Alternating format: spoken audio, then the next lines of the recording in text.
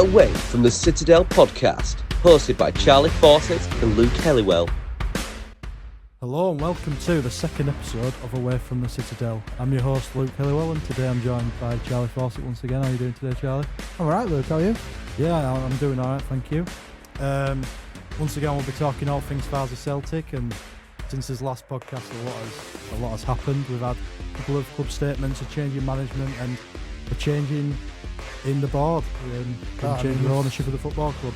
There's never a quiet day at the Citadel, is there? Well, I say at the Citadel, we're not actually there, are we? But everything's changed since last time we were on, so we've got to dive into it. Yeah, so we're going to dive straight in.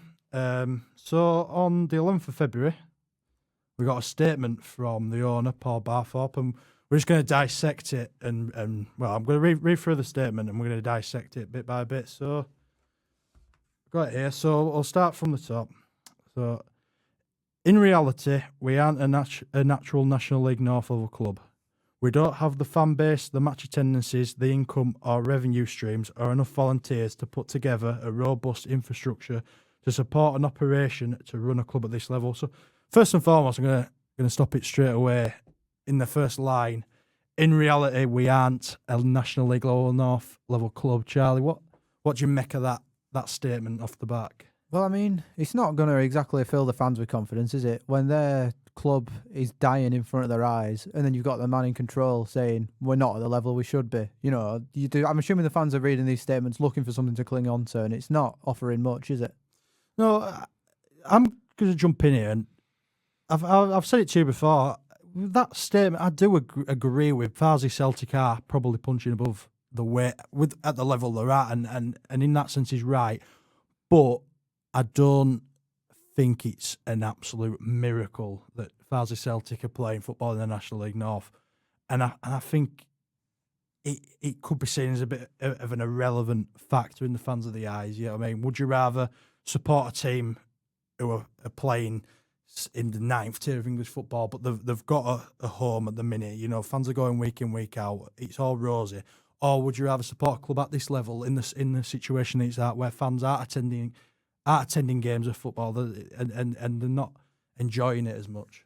Well, I mean, it feels like a very unprofessional thing to say. Like, I suppose, obviously, as fans, we can say stuff like, we're not at the level we should be, but we're still in the league. But if you're the owner, you kind of got to put that to one side and just speak with the positivity that the fans want to hear. But you are right. Obviously, the fans want their club back more than anything. You know, they would be willing to play at the Citadel in any division as long as they could go and watch the team. And, well, hopefully it's going to happen, but we'll have to see. No, that's what I want to make. Obviously, we're not Farsley Celtic supporters. We support our own football clubs. I support Bradford City, and I think in that scenario, if you could give, you know what I mean, to go and watch your football club, I wouldn't mind what level you play. Obviously, you want to play at as high a level as possible, but for me, it's not a factor. Just going to watch your games, it means more than anything, no matter what division you're in.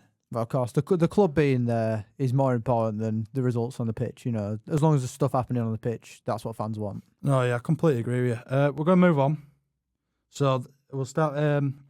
It went bust trying to do so in 2010. It had issues again in 2018-19, and it has been an ongoing challenge in my lifetime at the club. Realistically, the only thing that has maintained the club at this level for the last 5 years has been predominantly my wallet. Money papers over the cracks and hides the problems. To try and solve this problem, I looked to invest heavily to create a profitable business to support the club and the footballing side of things by laying a new pitch. To achieve this, when we received planning permission in June 2024, we entered an agreement with a private matched funding partner to work alongside us to fulfil the pitch installation. As previously stated, one of these issues we had is that the initial main contractor let us down 3 times on start dates, which knocked us back massively. The lengthy process to get out of that contract and appoint a new main contractor, with ongoing legal efforts to get back not only our payments to the original contractors, but also the penalties we are due for their breaches. So I'm going to touch up on that. Pitch issues, we all know about them. Main reason they're not playing the games at home. Yeah, I see the point. the contractors let him down. It's disappointing, but at the end of the day, if you're owning the football club, the buck stops for you, doesn't it? Well, yeah, I mean, if those contractors aren't doing what you need them to do, why are you not looking into other contractors? You know what I mean? Because it's getting to the point now where they haven't played at home all season, and something's got to change. You know what I mean? Yeah, but that is one of the points that he's trying to say. They obviously had issues getting out of that contract, and it's not like you can't like magic a genie out of a lamp. You know what I mean? It's not easy. You can't just get out of it. So I do understand that. I think people would sympathise. I can't speak here. Sympathise with it a bit more if things on the pitch were going better. Oh, 100%. I mean, like you could kind of say, all right, we're not playing at home. This contract has gone wrong, but at least the fans have got something to cheer about. But it's just all pretty miserable all the way around. You know what I mean? Like the results are poor. They're happening miles away. It's a real shame, really. No, I agree. And the thing is, it's not the first time we've seen football clubs having to play away from home. Just off the top of my head, Coventry have had to do it a couple of times. They've had to play at Northampton. They've played a bit of Birmingham. It does happen for teams, but it's it can not brushed under the carpet because it's frustrating any level, but that probably isn't the core of the problem. No, I mean, you've got it's a whole pile of trouble. Like, obviously, they're not playing at home, which isn't great, but there's a long way back, which I think is possible, obviously with the stuff happening in a few days. I think it is possible for Farsley to get back to this level that they want to be, but it's a long road there. Yeah. Moving on into the statement. Apart from the obvious further impacts on cash flow, this has put a major strain on the agreement with the funders. Us all of the agreed dates and milestones with them were no longer valid. I agreed to pay interest on the monies as per the agreement, even though we hadn't received the funds to keep an agreement in place and to keep the monies available for when we were ready, which again was killing cash flow, but I had no choice but to stay and keep pumping money into the club. The ongoing social media campaign against me that resulted in death threats, assaults, criminal damage by fans falsely reporting us to the council, the planning department, our local MP, dozens of social media posts shared across sites, going to local and national newspapers, engaging a blogger to post a story on YouTube and airing as much dirty laundry publicity as possible, boycotting games, which has now ended, other board members and club volunteers being abused, and on our social media accounts have been hacked. So touch up on that, first and foremost, death threats just threats in general. It's a bridge too far. We understand that. Football fans can be like that, and no one deserves that. But the whole story about Farsley Celtic and the publicity, I can only see it as being positive for the football club. Well, yeah, I mean, you've took the words out of my mouth. The first thing I was going to say is any sort of abuse, any sort of death threats is not anything that we want to see happening. It's completely out of order. It's completely abhorrent. But yeah, I mean, the video, I'm assuming the YouTube video is in reference to Ellis Platten's video, and I can only see that doing good things because it's put so many eyes on the club. Like, other than people in the surrounding area of Farsley, not many were aware of, the current situation the club was in. And I think him bringing eyes to it has kind of put people's attention towards it and helped to, potentially find a resolution, just because there's more people aware that may know people that can get things going in the right direction. Yeah, I also want to touch on the fact that he, in the middle of that paragraph, he used the word fans with quotation marks around it. That ain't going to help anybody, that is it. The fans are what makes the club. Whether you agree with their opinions, whether you disagree with your opinions, the club is the fans. They will always be there, no matter what, through thick and thin. And I don't think that's it's not helping matters. This is exactly it, because I don't know who is specifically being targeted when you use fans in quotation marks, but I can guarantee you that long after Barthorpe's at Farsley, they'll still be there. They'll still be watching the team. They don't have any vendetta against the club. they want the club to do well, and they're just sharing opinions. And the amount of money they've put into the club, surely you're allowed to have your opinion. No, I completely agree. And the fans haven't been attending it. Well, some obviously have. They've been boycotting, but the fans can do what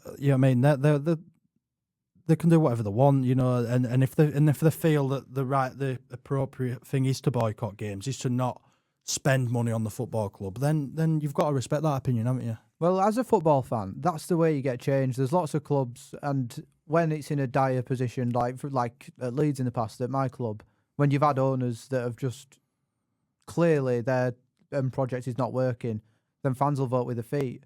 And Farsley have done that, but maybe not even by choice. With obviously the money struggles with getting to Buxton is a difficult thing, but it's not an uncommon thing for supporters, for fan base as a whole, to vote with their feet. No, but also touching back upon fans and football fans, they never forget that's the thing, and the scenarios, especially at Bradford City, which I've seen, where there's probably situations that aren't exactly relevant. Like, I'm going to use an example here: Richie Smallwood, who plays for Bradford City, one game gave the ball away, they scored a goal, and he didn't track back. But since then, he's been brilliant, and fans have still hold an agenda against him. So anything, you've got to be careful with what you say, what you do, because the fans will never forget that. Well, yeah, because it means so much. You know what I mean? Like, I'm assuming you feel the same way. Like, your football club is a big part of your life. You know what I mean? Like, you're thinking about it every day, you're reading about it every day. So, like, you see players making mistakes, and no matter what they do, you're always going to remember that mistake. And it's the same with anyone involved in the club. You know what I mean? Whether that be owners, managers, whatever.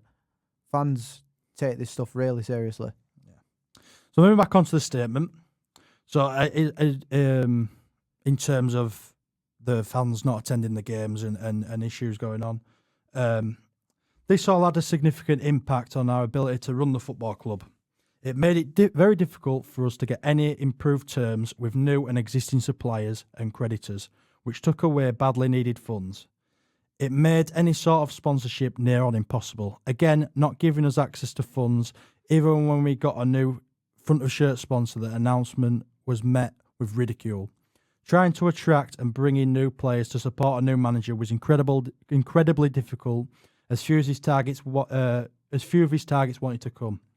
Boycotting games, despite the club offering free transport to those games, again removed a source of income. So, touching up on that, the game has been played at Buxton, so far away.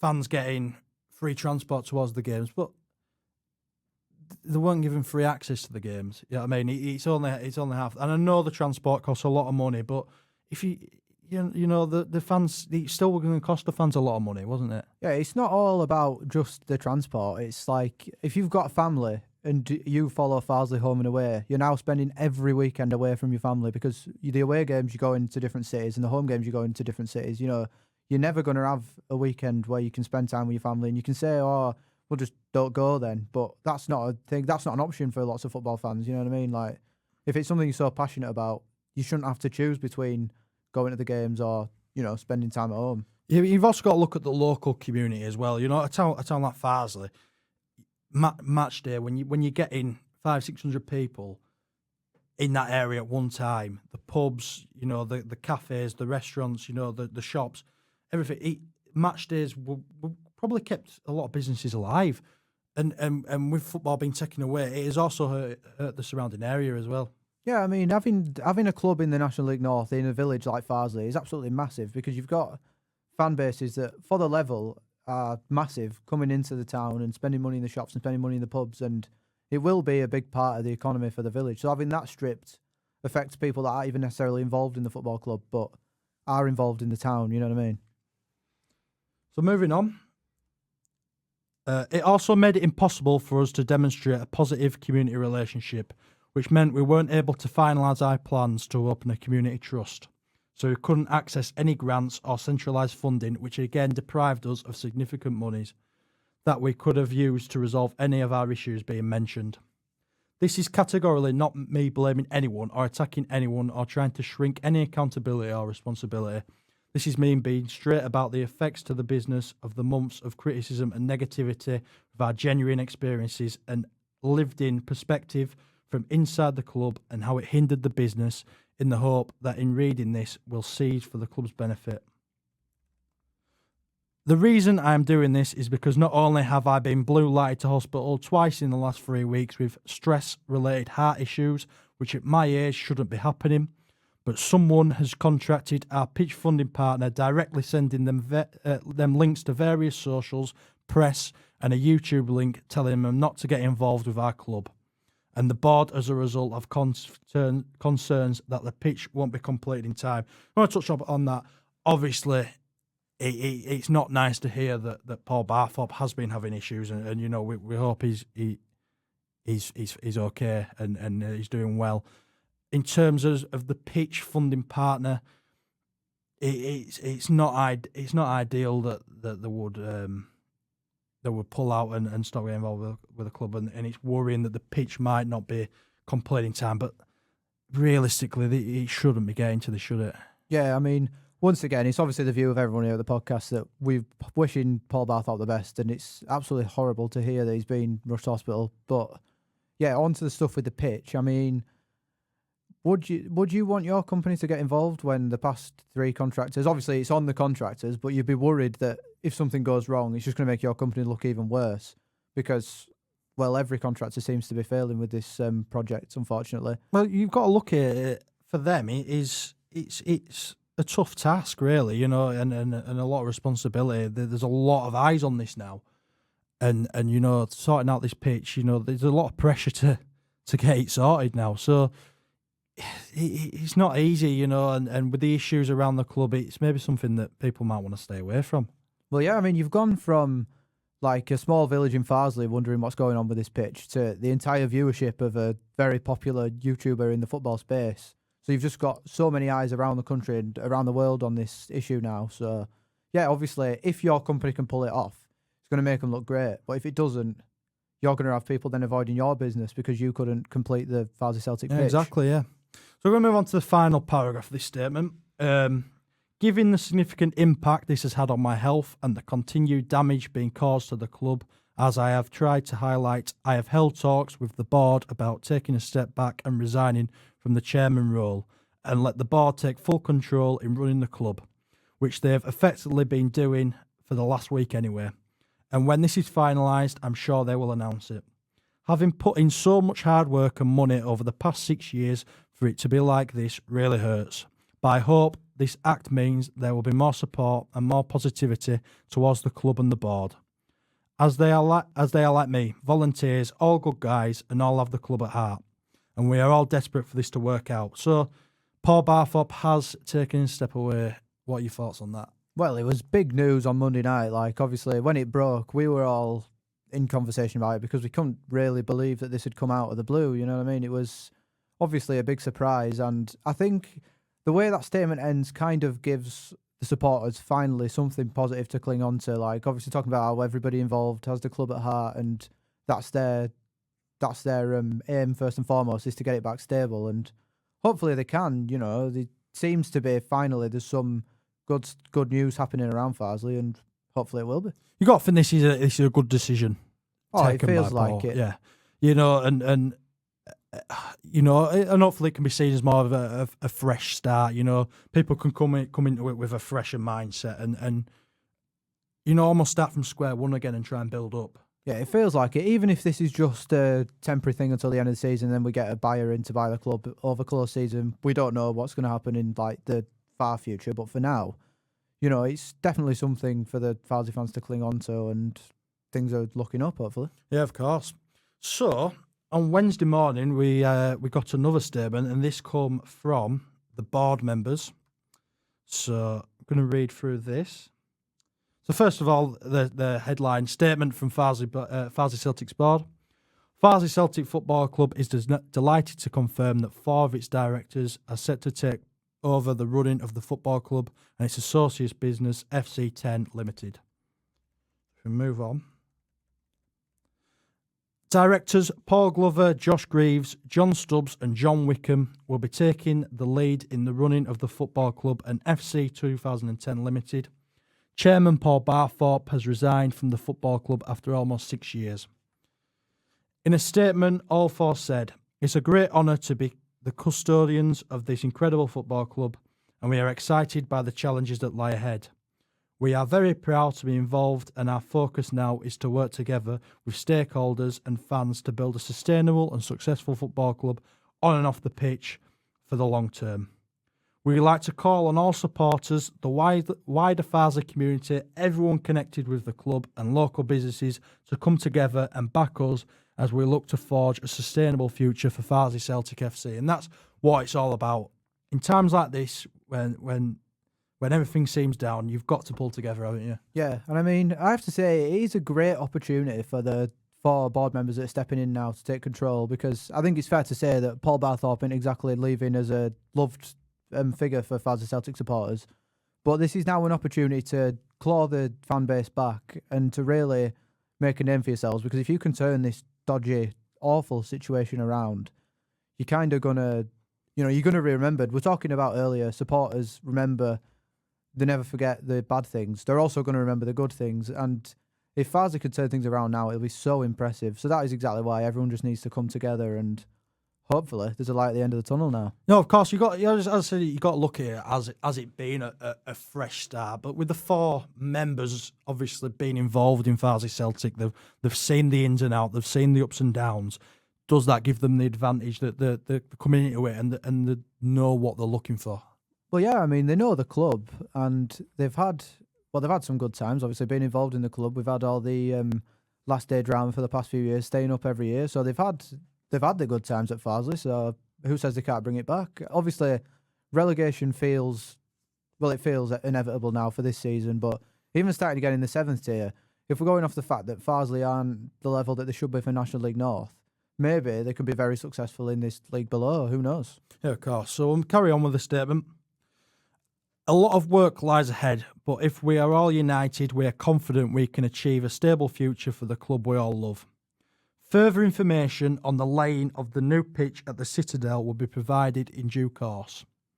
An open meeting sharing further information will be held at a date to be confirmed next week. The meeting will be open to supporters and members of the public.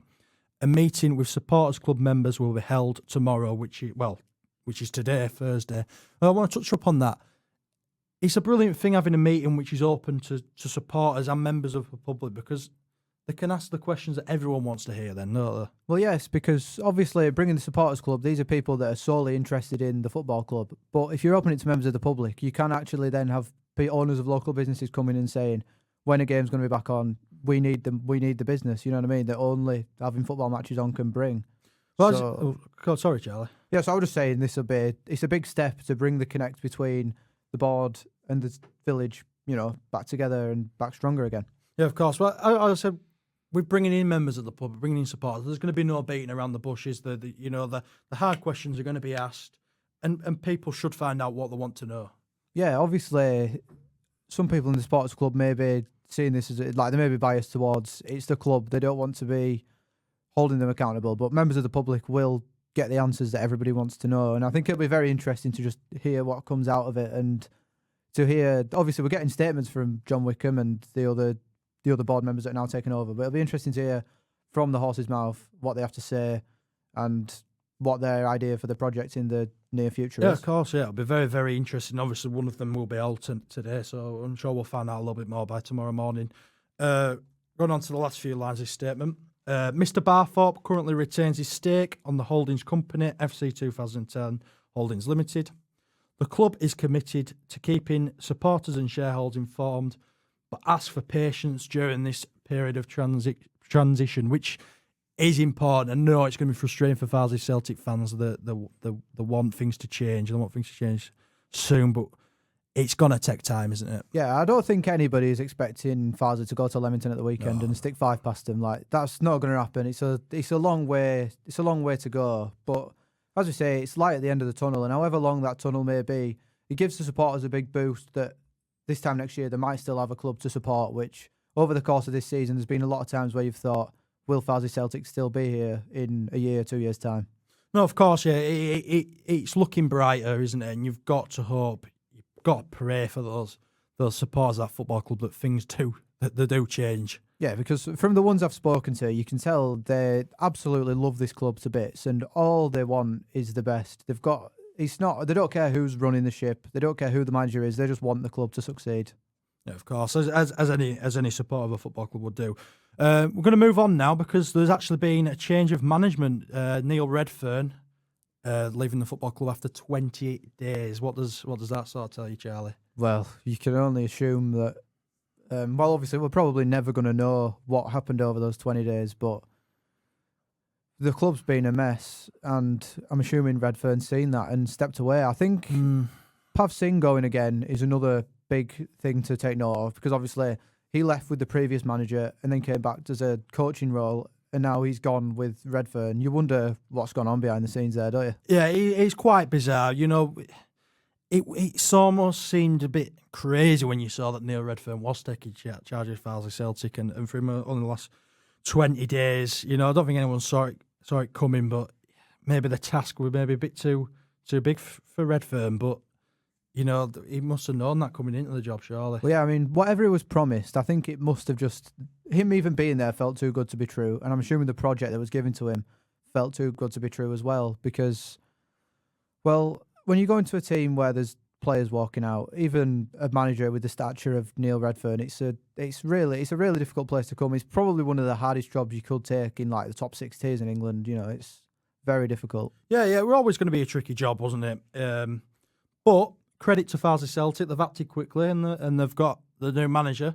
So we've got the article here. Farsley Celtic appoint David Stockade as men's first team manager, which I thought crazy when I saw it. I thought he was still playing, to be honest with you. I remember him playing for Brighton and Fulham, I believe he played for as well. You know, sort of teams. You're a good goalkeeper. Oh, very much. Really And he does have some managerial experience, of course. He's been at Blythe Spartans for a bit, so it's not like he's a complete unknown. He has managed in the past at this similar level. Yeah. So read the article. 100%. Farsley Celtic are delighted to announce the appointment of David Stockdale as new men's first team manager. The former Fulham, Brighton and Ipswich goalkeeper has huge experience as a player, ranging from Premier League to National League National League level. Quite. David was most recently the manager at Blythe Spartans. He said, "I've been to the Citadel to watch Farsley before. I have friends who have played for Farsley in the past, and I'm a local lad. I was born in Armley and I live in Farsley. I live in Farnley. I'm a local lad and I want to help. I've been coming here for a long time." And first of all, you've got to say a man that's connected to the community. He knows what this means, you know, for everyone surrounding Farsley Celtic. Well, it's a match made in heaven, isn't it? And obviously, the community don't have the club close to them, but they almost have a piece of the community around with the club now. Having somebody that's grown up in the area, knows the club inside out, it feels like the perfect man to step in when the club needs unity the most. Well, you said as well, you know, his manager's about Blythe Spartans at the same level. He's got that experience. For me, it looks quite a nice, you know, shrewd appointment. Yeah, it feels like the right decision to make. Rather than getting someone that's a complete unknown, getting somebody in that knows the club to get the fan base back on side, I think it's a fantastic move for the ownership. It's going to be interesting to see how he approaches this, because as we said, Redfearn walking into it, it's going to be an hard challenge. What will David Stockdale be looking to do here? Because some people think that relegation is imminent. They are still in the battle. You know, it's not a foregone conclusion that they are going to get relegated. But how tough is his task going to be to try and keep Farsley in? Well, they are still in the battle, and obviously Stockdale's aim is going to be survival this season. Whether they can pull it off, I don't think so, but we'll see. I mean, obviously the Needham Market game at the weekend was kind of a disaster, but the only way is up is the only upside to that. You know, you can't really do much worse than losing 6-1 in a relegation 6-pointer. So hopefully you can start to get some points on the board, and you never know, do you? But feels inevitable. Who knows? Well, I think now, you know, that result was a shocker, losing 6-1 to a team that you're fighting with. You know, there's no sugarcoating that. You've got to look at it as a fresh start now. You've got to look at it with a new pair of eyes and really give him the chance. And he's got to be supported, hasn't he? And I think he will be. The Farsley fan base will 100% be in his corner. I think now more than ever, the supporters are all coming together to hopefully see the good times come back. And yeah, it's a completely new project, really, considering the fact that most fans have accepted relegation. The rest of this season is almost like a trial run to just see what Stockdale can get out of these players, see what he wants to bring in over the summer, and who knows, maybe we can pick up a few wins along the way. So here's a question, Charlie. Stockdale's coming in. Is the pressure on him? What will he be thinking right now? Will he be thinking, I've got a big job to do. I've got to keep him. Or will we almost see this as a free hit? I think it's more of a free hit for the manager than it is for the board. If there's pressure on anybody, it's the ownership, because they've now taken control and said, we're looking for the positivity. We're looking to start this project going. We've got to see the evidence now. Obviously, nobody's expecting Stockdale to work wonders. We don't even know whether he'll still be here at the end of the season. Who knows? But for the time being, we've got to see something to just, get us back on side and hopefully pick up some points along the way. No, that's a good point. That nothing against Stockdale or anything. The expectations are low because that. Everything's against him. All the odds are against him, aren't there? There's no, and you just got to go for it. You know what I mean? Just go for it. And if you stay in the division or you give it a good go, it's a bonus, isn't it? Yeah, the expectations are low, but that's not down to Stockdale. That's down to just the whole situation at the club. So we'll carry on. I've spoken to the directors and I was impressed with what they were aiming to do at the club.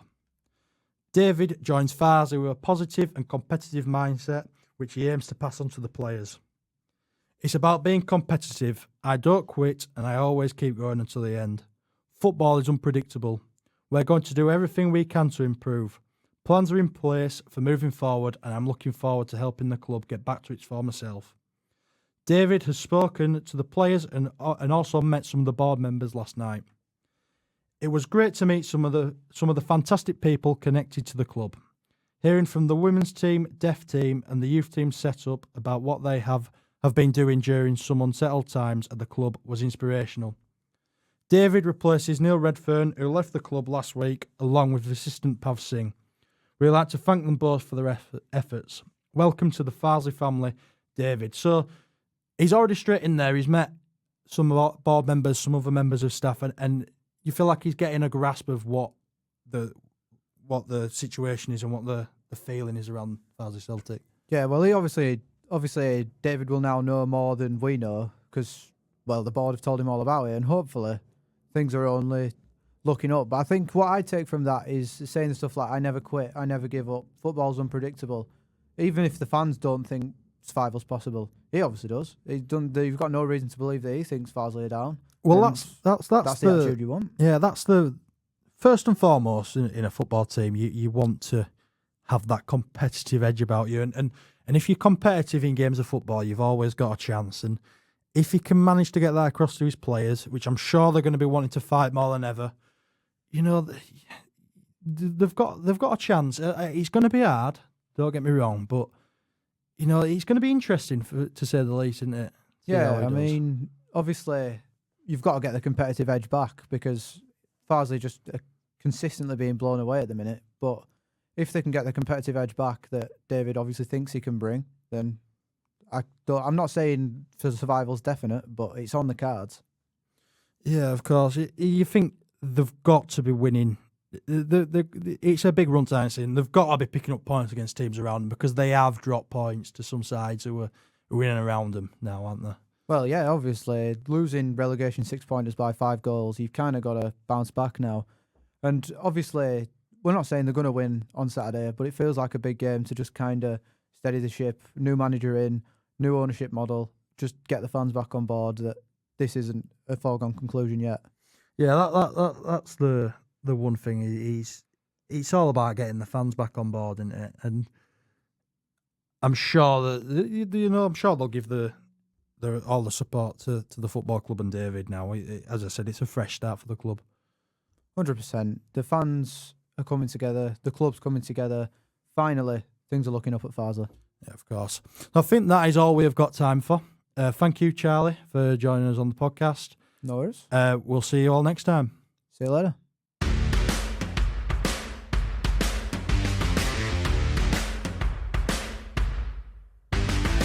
Away from the Citadel podcast, hosted by Charlie Fawcett and Luke Helliwell.